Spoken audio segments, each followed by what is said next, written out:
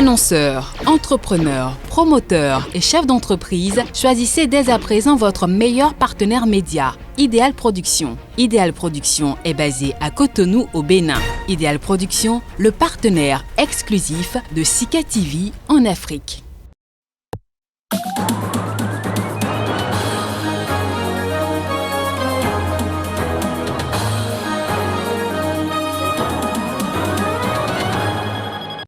Les journalistes des instants au Sénégal disent avoir rarement connu autant de tentatives d'intimidation que depuis le début de l'affaire Sonko. Opposition et mouvance tentent d'influencer au quotidien l'exercice de leur profession. Un témoin pas comme les autres est attendu devant la commission anticorruption en Afrique du Sud. Le président de la République, Cyril Ramaphosa, sera écouté pendant plusieurs jours à cet effet.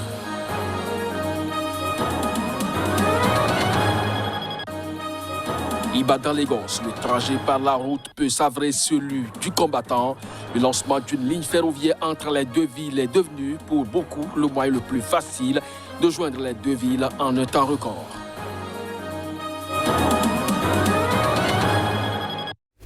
C'est là le principal as de cette édition. Bonjour à chacun, bonjour à tous et bienvenue. Un témoin pas comme les autres est attendu devant la commission anticorruption en Afrique du Sud. Le président de la République, Cyril Ramaphosa, sera écouté pendant plusieurs jours par cette commission. Reportage. Le président sud-africain Cyril Ramaphosa, qui a fait de la lutte anticorruption un cheval de bataille, témoignera en avril devant la commission chargée d'enquêter sur le pillage de l'argent public lorsque son prédécesseur Jacob Zuma était au pouvoir, a annoncé mercredi cette commission.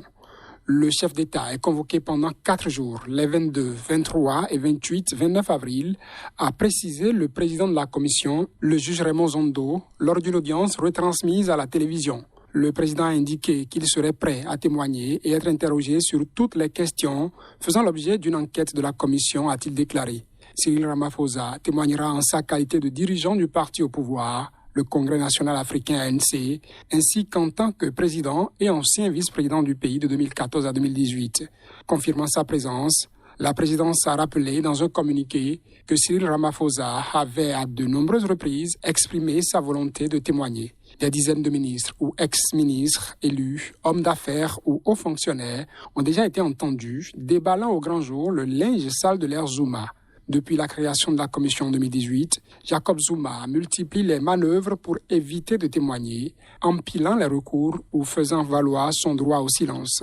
Le mois dernier, après un énième faux bond, la commission a réclamé 2 ans de prison à l'encontre de l'ex-président sud-africain pour refus de témoigner auprès de la commission constitutionnelle, la plus haute juridiction du pays. Cette requête sera examinée ce jeudi. Début mars, les hauts dirigeants de l'ANC se sont entretenus avec Jacob Zuma pendant plusieurs heures en ligne sur son refus de témoigner. Le parti a récemment affirmé que tous ses membres doivent collaborer avec la commission anticorruption. Les journalistes au Sénégal disent avoir connu autant de tentatives d'intimidation que depuis le début de l'affaire Sonko et les troubles qu'elle a engendrés. Oppositions et mouvances tentent d'influencer au quotidien l'exercice de leur profession. Insultés, malmenés, tabassés. Les journalistes exerçant au Sénégal dénoncent les tentatives d'intimidation qu'ils subissent depuis peu. Les défenseurs de la presse ont dénoncé les atteintes commises, selon eux, par le pouvoir pour contenir la contestation. Mais la pression est aussi venue de l'autre bord, celui des sympathisants d'Ousmane Sonko, surtout après la diffusion d'une interview de celle qu'il accuse de l'avoir violée à plusieurs reprises. Pour avoir diffusé cette interview, Mamadou Cissé est devenu la cible des soutiens de l'opposant. Je reçois ces menaces personnellement, des appels téléphoniques ou bien des appels via WhatsApp, des messages SMS écrits, des audios aussi. Nous recevons partout des messages venant d'autres gens qui disent que nous sommes corrompus, nous sommes des vendus. Sur le terrain de couverture des soulèvements, les forces de l'ordre aussi ne font pas toujours la part des choses. Une de nos caméramans a fait l'objet d'attaques physiques de la part des forces de l'ordre parce qu'elle faisait complètement son travail. Elle a fait un mois, même plus, à l'hôpital, hospitalisée parce qu'elle a été brutalisée par les forces de l'ordre. Si on en arrive au Sénégal, pays de la démocratie, en Afrique de l'Ouest, à ce que un journaliste enlève son cache-micro pour qu'on ne l'identifie pas à un organe de presse donné, mais attention, ça veut dire que la situation est beaucoup plus grave qu'on ne pense. Le Sénégal occupe la 47e place sur 180 au dernier classement mondial de Reporters sans frontières pour la liberté de la presse.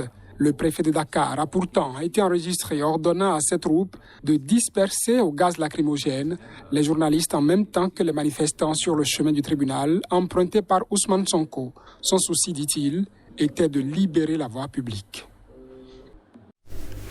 Au Bénin, les initiatives se multiplient à l'approche de l'élection du 11 avril prochain à Kouka, dans la commune de Banté.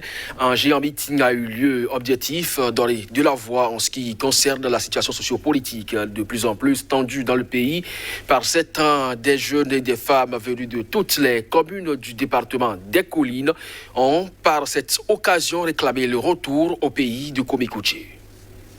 Au Bénin et dans la perspective d'un climat social et politique apaisé, les initiatives s'enchaînent.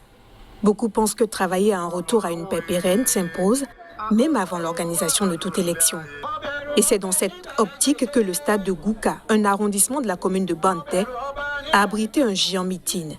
Ici, les filles et fils de la commune et des communes environnantes ont des exigences claires. C'est le lieu de saluer le courage et l'intégrité de certains rares magistrats qui ont bravé les ordres malsains et iniques des princes de l'air en rendant des décisions justes, impartiales pour épargner les opposants trop encombrants, dont Sébastien Adjabo dans la fameuse affaire des 18 kg de cocaïne pure. Comme écouter dans la rocambolesque affaire de détournement, que dis-je, de blanchiment d'argent dont même le ministère public ignore le montant jusqu'à ce jour. Même si après les déculottées successives infligées au gouvernement par la justice internationale et celle de Madrid notamment, les intéressés sont condamnés par la Cour de répression des opposants de talent, la fameuse criette. L'orateur du jour ne s'est pas empêché d'appeler au retour de tous les exilés politiques. Le retour de tous les exilés, notamment celui du fils du terroir des collines et plus particulièrement de Banté, le général Komikouché. La libération sans condition de tous les détenus politiques, dont Damouré Kia Madougou. L'arrêt des provocations et des intimidations des élus locaux de la commune de Banté, ainsi que la poursuite du maire de Banté, M. Edmond Laourou Babalekon.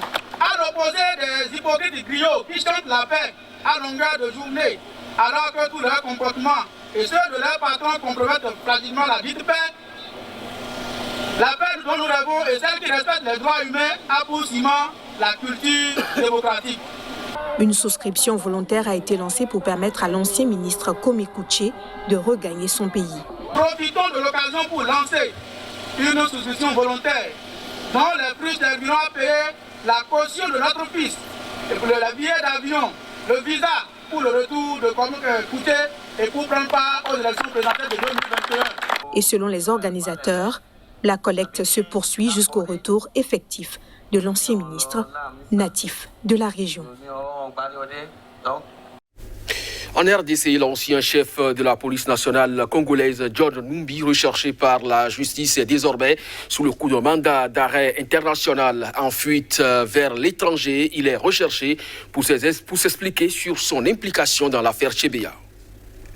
Les ONG demandent au gouvernement congolais l'extradition vers Kinshasa de l'ancien chef de la police nationale, John Numbi, après sa fuite de la RDC. Il était attendu par la justice militaire le 17 mars pour s'expliquer sur son implication supposée dans le double assassinat le 1er juin 2010 de Floribert Chebeya et de son chauffeur fidèle Bazana, deux activistes des droits de l'homme. La présidence de la République, tout comme des sources militaires à Kinshasa, confirme qu'un mandat a été émis contre le général fugitif. Selon eux, il aurait trouvé refuge dans un autre pays de la région. John Numbi a été récemment cité comme le commanditaire de l'assassinat de Chebeya et Bazana par deux policiers qui disent avoir participé au crime. Le colonel Christian Ngoy Kanga et Jacques Mugabo, tous deux fugitifs du bataillon Simba, également mis en cause et qui ont été arrêtés précédemment à Lubumbashi.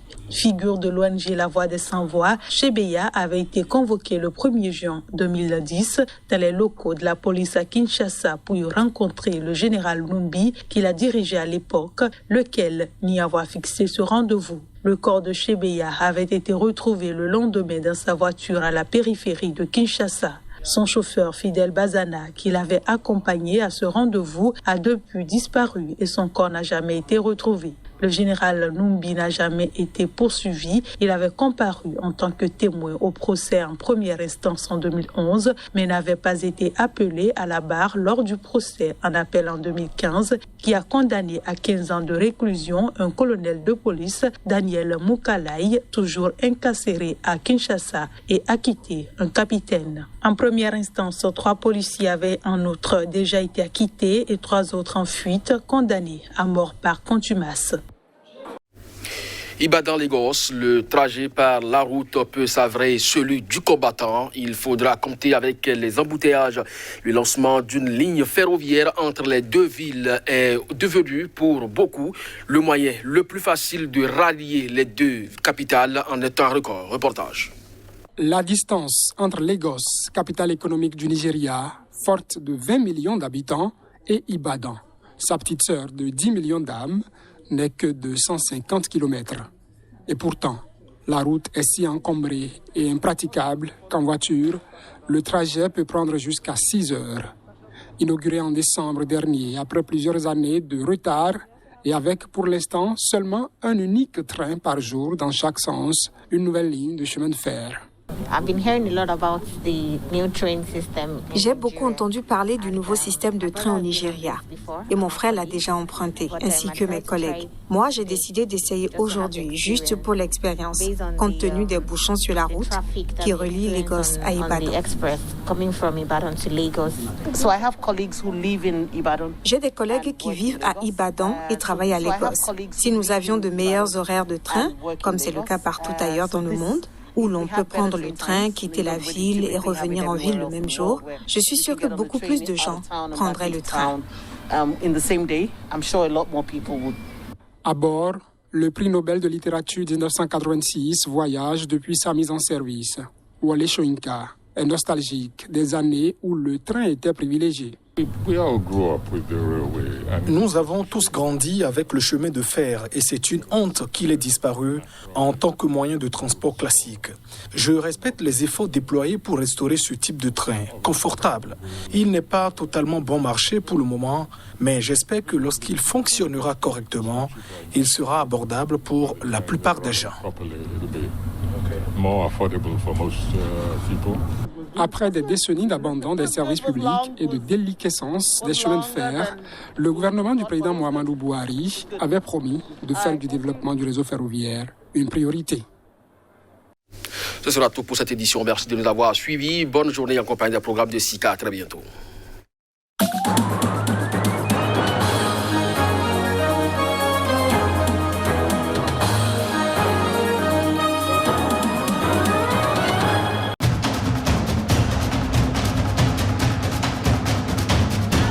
Restez informés à chaque instant sur Sika.